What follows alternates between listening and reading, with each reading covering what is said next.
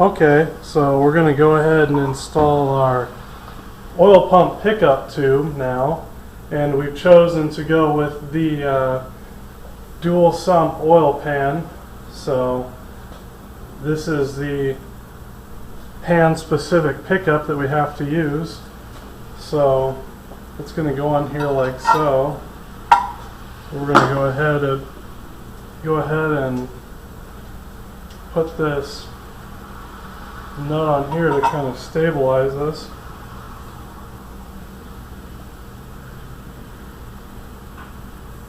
And just like normal, we have our bolts with Loctite on them, as we did on our other oil pump bolts. So we're just going to get that lined up. Get those started in by hand.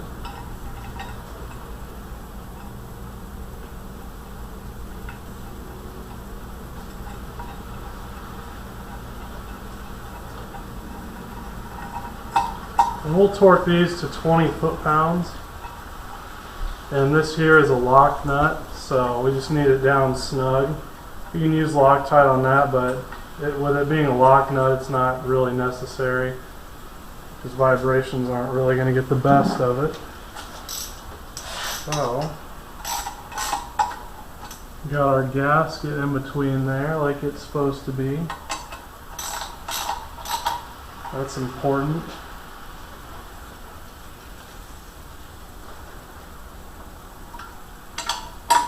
Put a good twist on it here.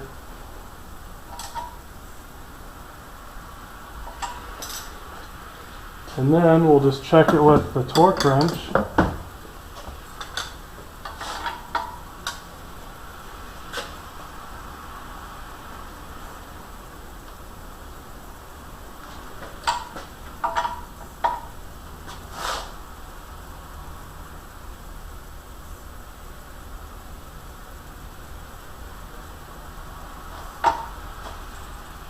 And there you have it. Torqued to spec and ready to go. Okay, so once you have it torqued to spec, and we're going to go ahead and run this nut down here, don't forget about that, then you're ready to install your pan. So get this good and run down.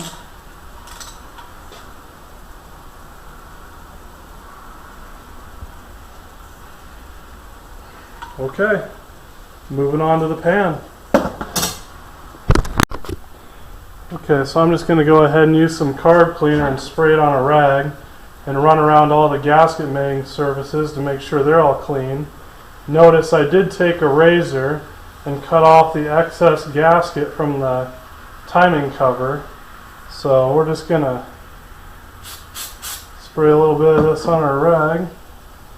Make sure not to hold the rag over the engine components, and just go around and get all the oil off that we may have accumulated from sticking our fingers in there, and or any gasket sealer or anything of that nature. So we want to have this good and clean so that everything will mount up good. Next we're going to install our front and rear seals, and they're kind of like this deal here, and they go over this part on either side of the engine, and they have a lip here, as you can see. There's a little lip, and that needs to be tucked down in to the recessed area, and these parts need to also go down into this recessed area. So we'll go ahead and get that done. So I got this front one on here, and you don't want to use any gasket sealer just yet.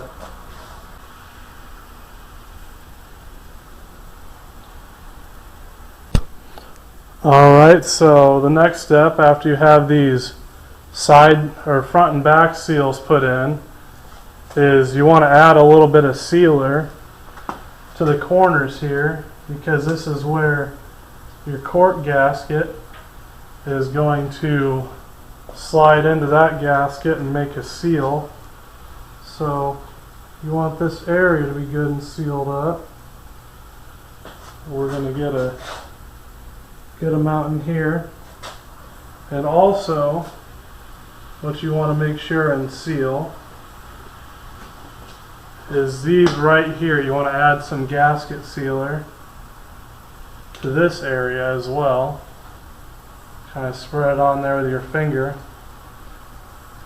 because it could leak off of these corners on the Ford.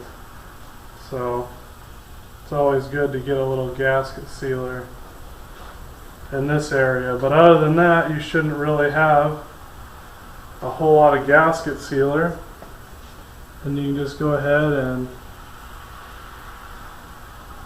get to sticking your gaskets on. So they slide into the notch on this seal here, and this one over here, and they should line up.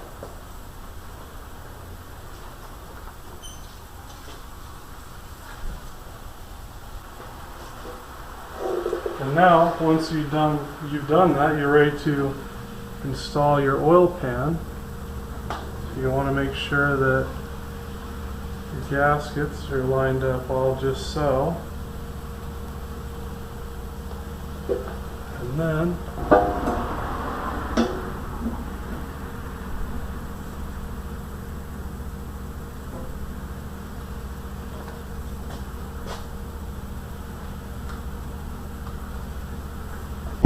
alright, so at this time you're ready to install your pan bolts, and Ford on these later models made these ingenious pieces that help to give even distribution throughout the length of the oil pan.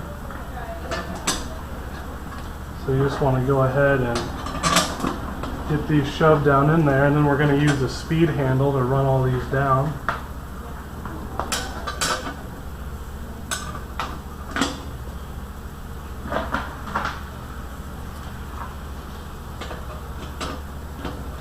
Of course, the two larger bolts go on the ends here.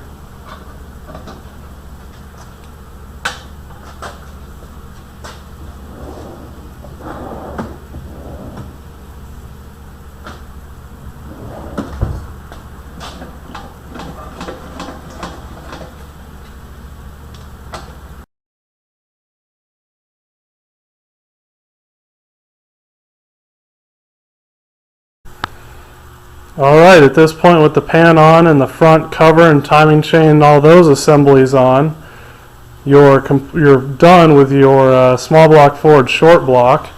And a short block is a motor without the heads, so we're good to go from there. You want to remember to torque your crank bolt down here to 90 foot-pounds, and how I showed you how to dog the crank back here, you'll need to do that off your motor stand.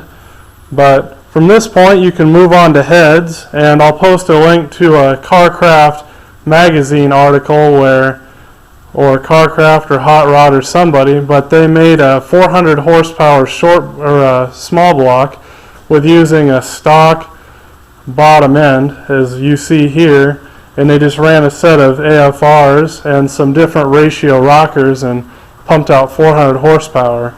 I'm not going to do that. I'm going to go ahead and put some torquey heads on it for more of a daily driver RPM range type build. But anyway, from this point you're done and you're ready to move on. So on to the top end we go.